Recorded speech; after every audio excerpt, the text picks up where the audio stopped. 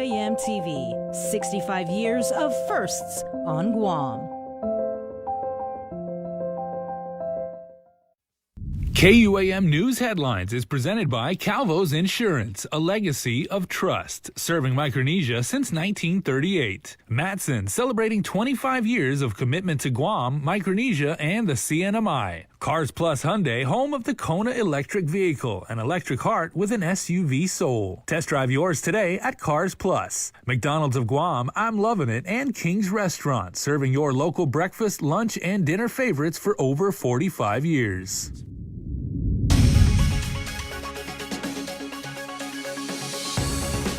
Now on primetime, island businesses are hit hard with the new restrictions.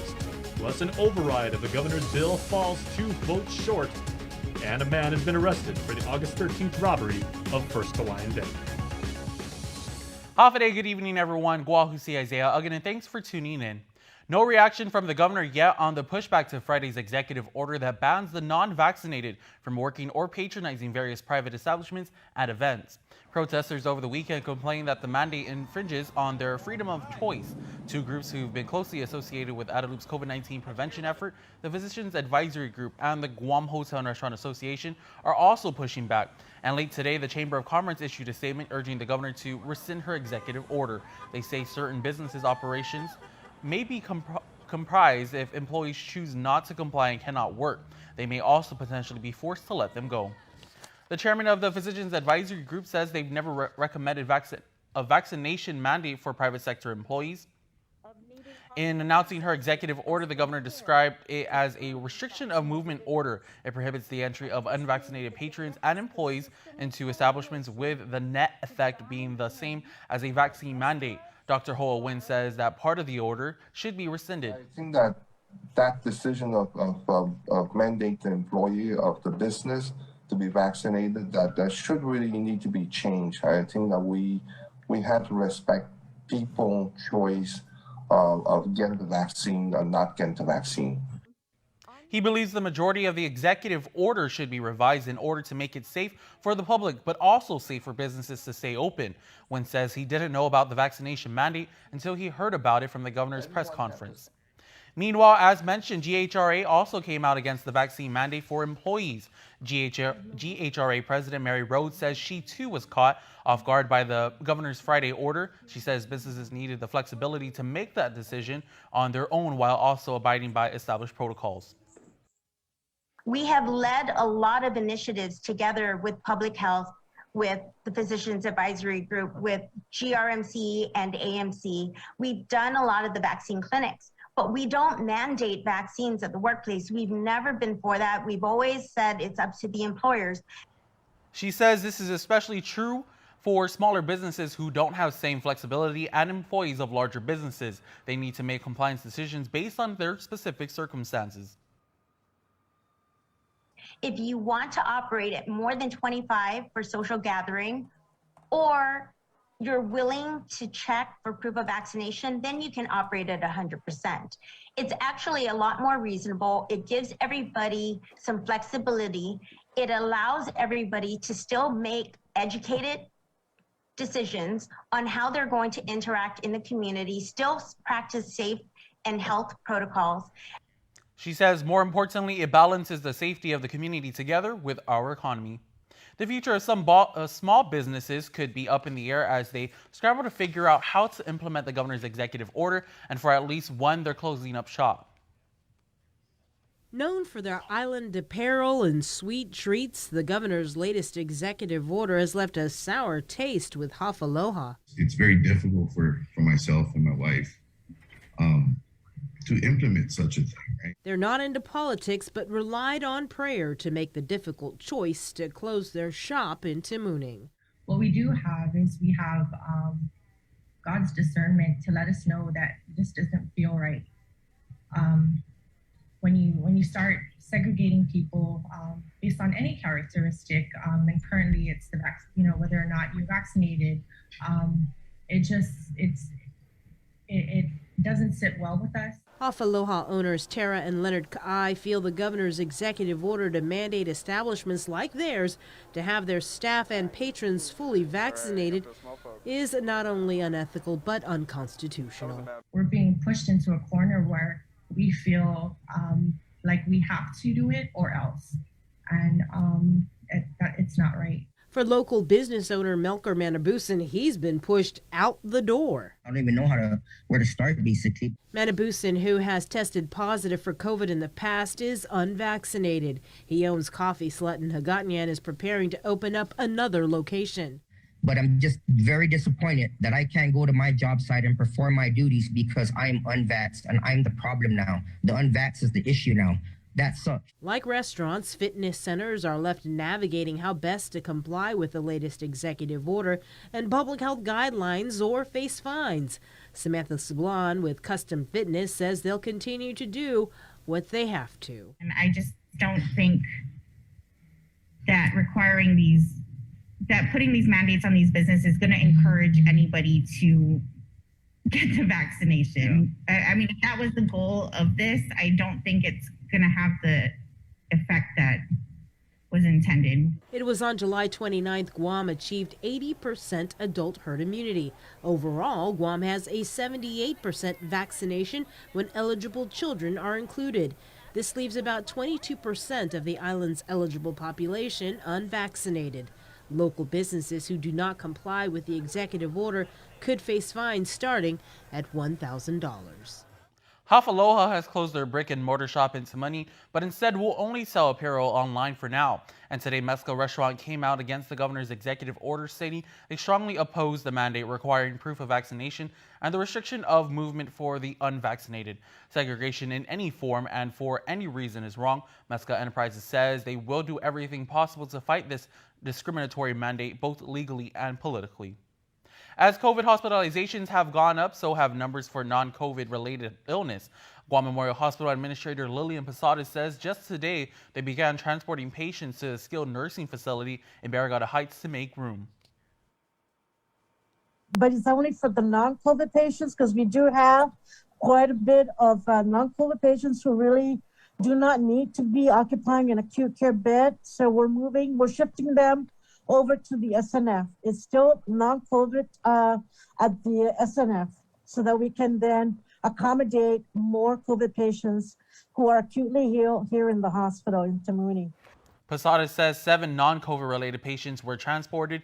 GMH is also working with GRMC to transport their non-COVID related patients to help alleviate the pressure from their facility. The state surgeon cell, Dr. Michael Cruz, stressed this is one of the main reasons why they are urging those who have not been vaccinated and are eligible to get the shot.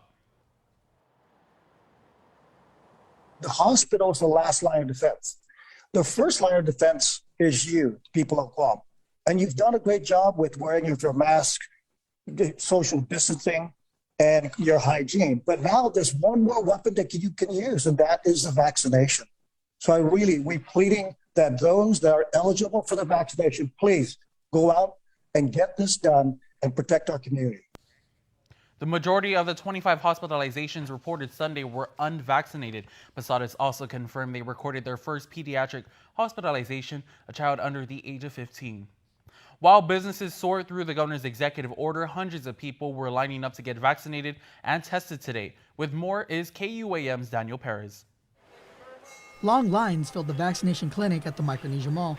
Captain Fernando de Belen tells KUAM he counted 400 people wanting to get the shot. I think it's because there's been a rise in COVID positive reactors, and the governor having a mandate for certain agencies. Some people who did not want to get vaccinated are now considering it.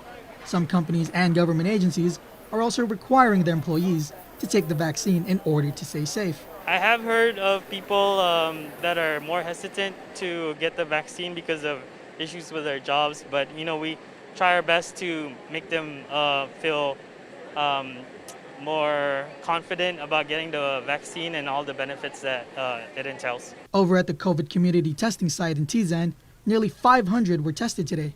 According to Public Health's Margarita Gay, a large majority are close contacts to positive cases.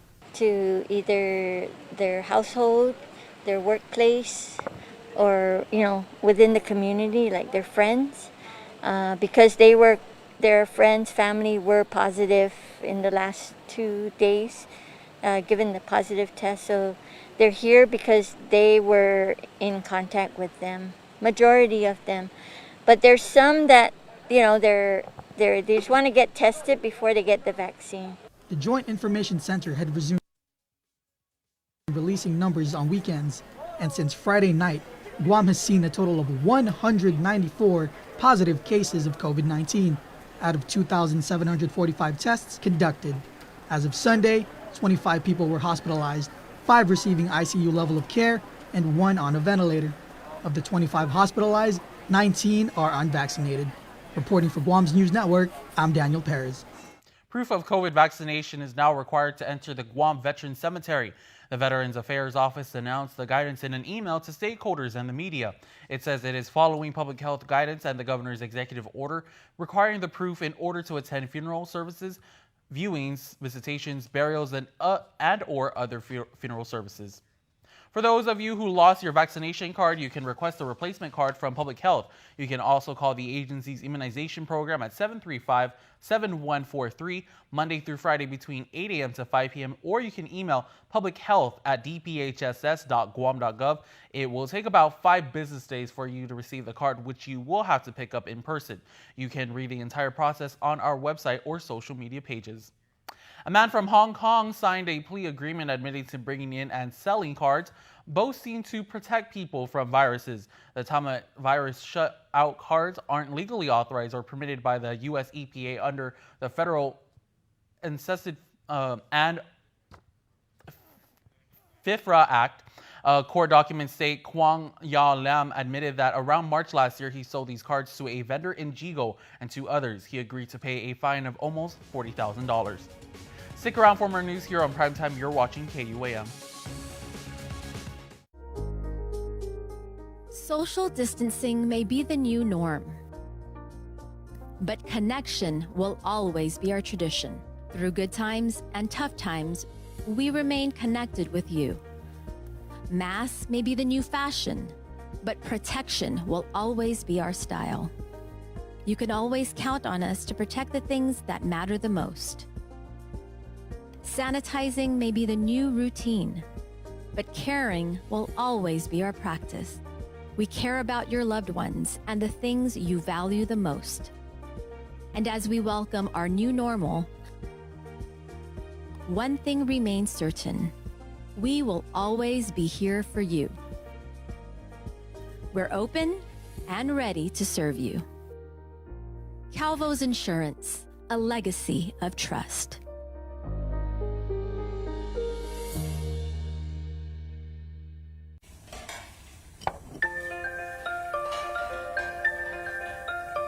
Honey, do you want some milk? Do you ever wonder how your favorite products make their way into your local stores? Most arrive on state-of-the-art Matson vessels that transport containers of food, household items, equipment, and supplies into the islands every week. Because we know that you depend on us, we work closely with our partners to ensure that our shipments arrive on time, all the time, so you can find your favorite products when you need them. We transport the region's most precious cargo that supports successful businesses and promotes a better quality of life for our families. Matson is proud to have been the hometown shipping carrier for Guam, the CNMI, and Micronesia for the past 25 years, and you can count on us to be here for generations to come. From the minds that brought you Taco Bell's Fry Force comes another mouth-watering adventure, packed with seasoned beef, drizzled with spicy ranch, and covered with your favorite toppings. It's the new loaded taco fries, now serving at a Taco Bell near you. Hi, my name is Justine Chu. Jim Pamplona. Alexis Sablon. I'm Minami Kramer, and I'm a GTA youth leader. Because of GTA, I was able to go to Interlaken, a summer music camp over the summer, and I'm very, very grateful for that opportunity. It helped me pay for my college tuition with a scholarship. Benefits, including a free phone and a year of free service. If you're someone who wants to inspire others, help others, and become a better person, this is for you. Become a GTA youth leader today. It's a special delivery to your inbox every week with your KUAM News Roundup, program advisories, and promotions. Sign up for the weekly KUAM Digital Digest today on KUAM.com. Welcome back. The Guam Department of Education is hosting a series of community input sessions beginning tomorrow. The first 3 sessions are scheduled for Tuesday through Thursday from 4 to 5 p.m. will be for school leadership teams, nurses, teachers, faculty, and staff. The fourth is for parents and stakeholders and is set for 9 a.m. on Saturday via Zoom. GDOE Interim Public Information Officer Michelle Franquez. What we really want to do is make sure that we hear our GDOE site employees, and then of course reach out to the public with what they do need to know in regards to the COVID-19 health update with our school sites. As we continue on, is just to make sure that parents and guardians have their opportunity to listen to our education leaders explain how the procedures are done. Mm-hmm. And then, of course, making sure we have a united front and understanding in regards to how we make sure that we continue to keep our students safe at our schools. Email info@gdoe.net for more information. An attempt to override the governor's veto of a bill that would require legislative approval to extend a public health emergency failed. The bid by Minority Leader Chris Duenas came up 2 votes short. Nestor Lecanto reports. Senators briefly set aside budget deliberations to debate the override motion. Senator Duenas' vetoed bill would have required the governor to seek legislative approval for any 30-day extension of a public health emergency. It was vetoed back in March, but Duenas pushed for the override now, citing the public outcry over the governor's new vaccination mandate. Madam Speaker, since Friday at 3 o'clock, our community has been deeply divided by the recent decision of our dear governor to issue an executive order mandating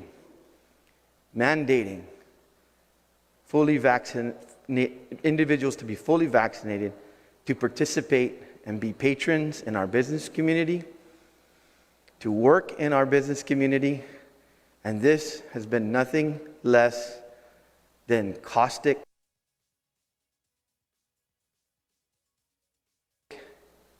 and divisive. I mean, we should have at least discussed this. And we would have done that.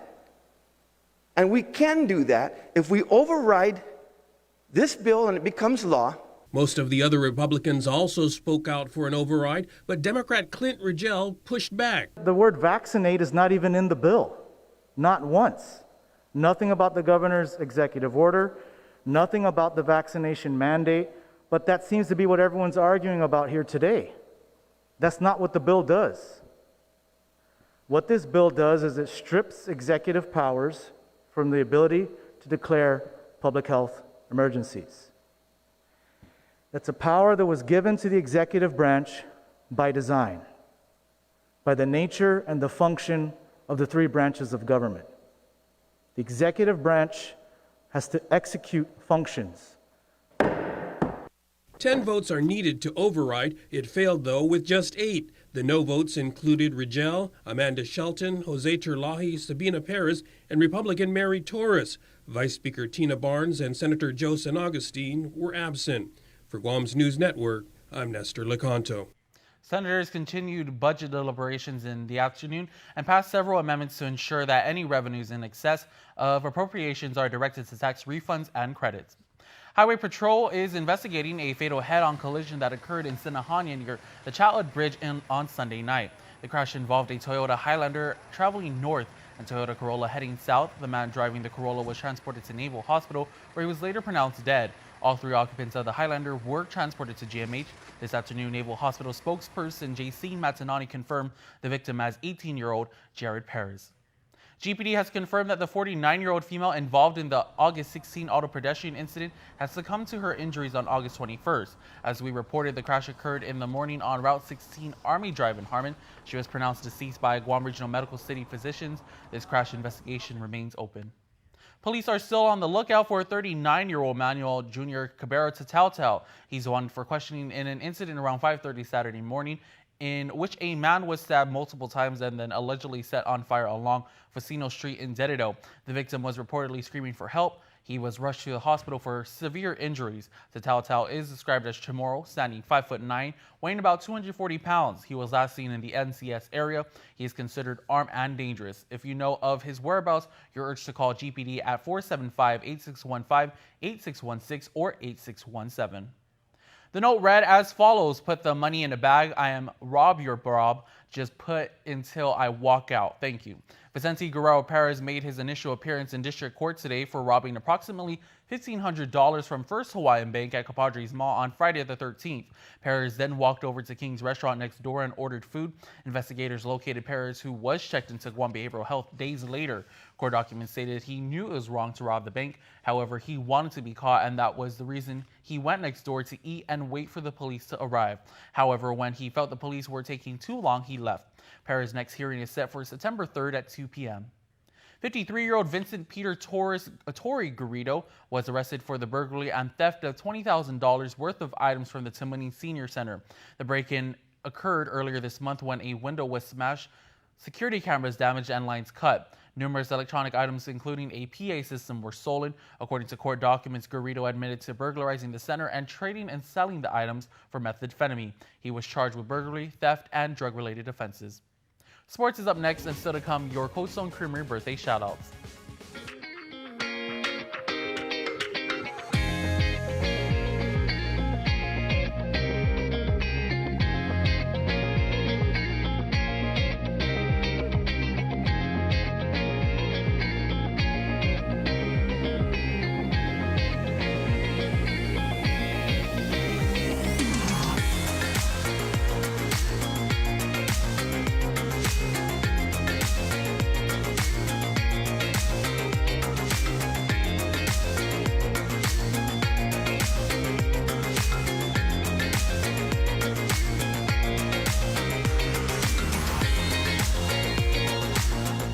Your community calendar is brought to you by Taco Bell. Whether it's your first meal or your fourth meal, we've got you covered. Taco Bell, live Mas.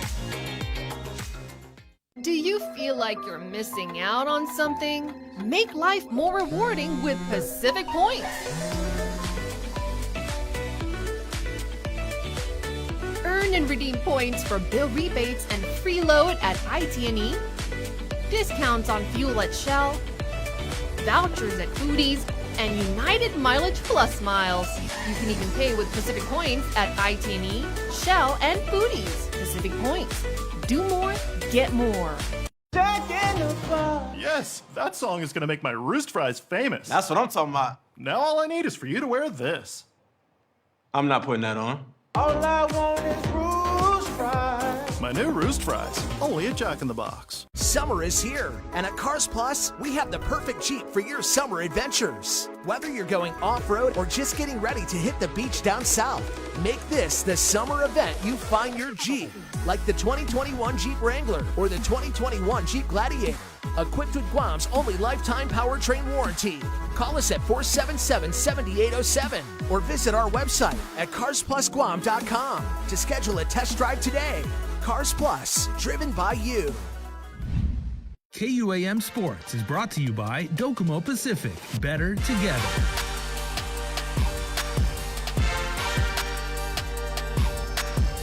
Guam Sports Events Inc. announced that the United Airlines Guam Marathon has been canceled for 2021 and 2022. In a letter to participants, GSE Managing Director Ben Ferguson thanked local and international runners for their participation and continued support throughout the pandemic. We had originally intended and hoped that we would be able to do something this fall. And then it became pretty obvious that that wasn't the case. And then, we thought about, whether or not we should work towards next year. But the more that we had discussions with folks, the more it became obvious that the economic uncertainty associated with the pandemic has had more of an impact on the event than the pandemic itself in terms of restrictions as it relates to gathering and things like that.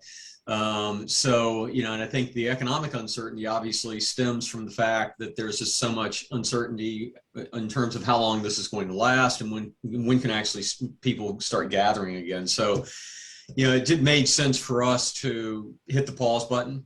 and hope that in the near future we can get things together again and get the event restarted. UGM, Guam's largest and premier international sports event for the past 8 years, welcomed half of its 2019 participants from 19 different countries. More than 4,000 participants gathered in Tumon for race weekend.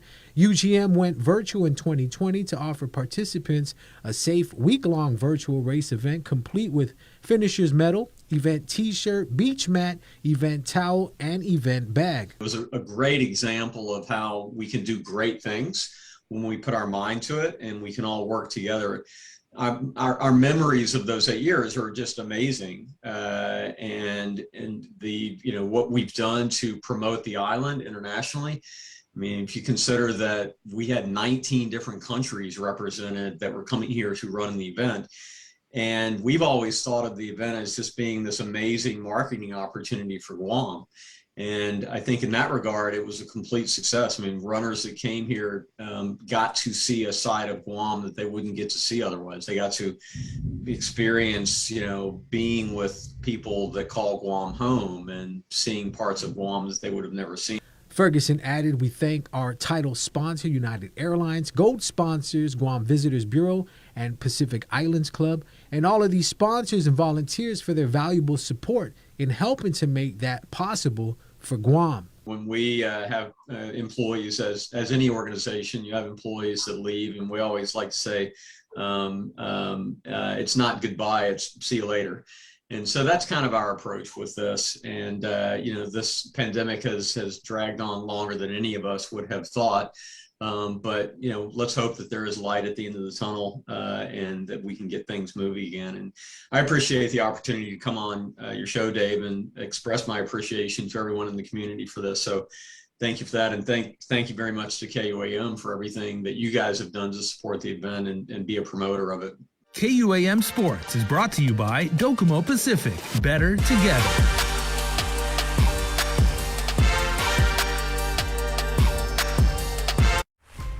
Building on the past, we at Docomo Pacific Business believe in helping businesses move forward and together, changing the way we get things done to make you and your company reach your highest potential.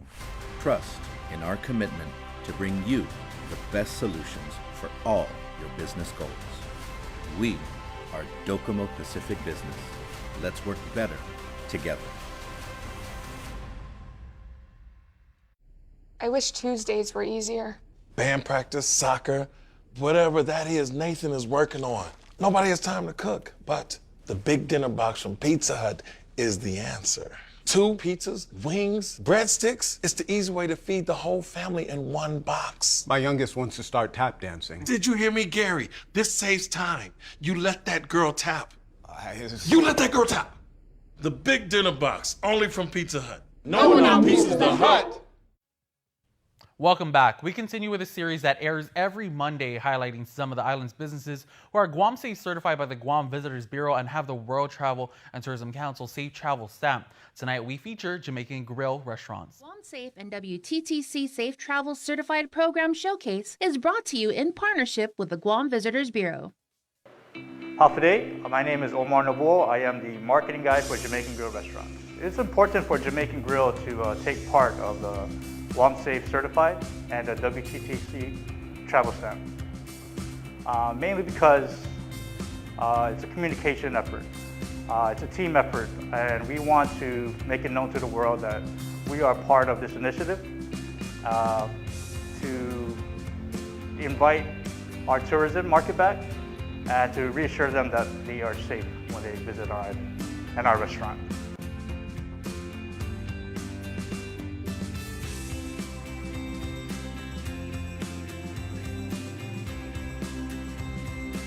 It means that Jamaican Grill wants to work with our government agency, which is the GVB, in their efforts to work with the WTTC. This is a team effort to stabilize or at least communicate well to our tourist market that Guam is ready and safe for our visitors to come to us and enjoy our island, enjoy our food, our restaurants, and come to Jamaican Grill.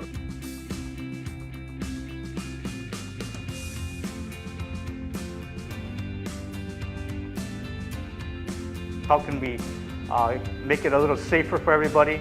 So we implemented what we call the serious car service. It's our form of curbside pickup, where a customer would stay in their car, stay on their phone, relax, and we'll come out and we'll take care of you. Stay in there, we take your payment, we bring your food out, and we tell you to have a great day.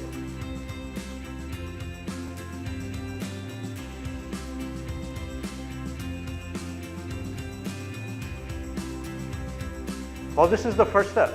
The first step is to join with GVB and WTTC to get a Guam Safe Certified and World Travel Certified stamp. This stamp will let our tourists know, just by seeing it, that and recognizing that we are part of a system that is working towards our safety for everyone, our local guests and our tourism alike. We also are in plans of, we have our online ordering system, but we do have plans to have a contactless form of ordering. It'll be a digital dining, and guests can just come, sit down, open up their phone, scan our QR code, order everything, pay on your phone, and go off and enjoy the rest of their day on our beautiful island. Guam Safe and WTTC Safe Travel Certified Program Showcase is brought to you in partnership with the Guam Visitors Bureau.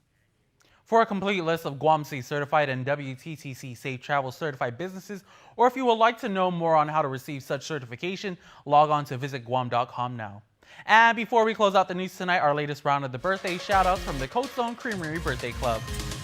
Happy birthday on this August 23rd to Angelicia Uggan, and your extra special shoutout says, "Happy birthday, my wife. May you have a blessed day." That's a great job. And happy belated birthday wishes going out to Roy Ungakta, born on August 21st. Happy birthday, Dad and Grandpa, from your loving family. That's going to do it for us here on Primetime. Guahusi Isaiah Uggan. Thanks for watching. Good night and have a safe evening.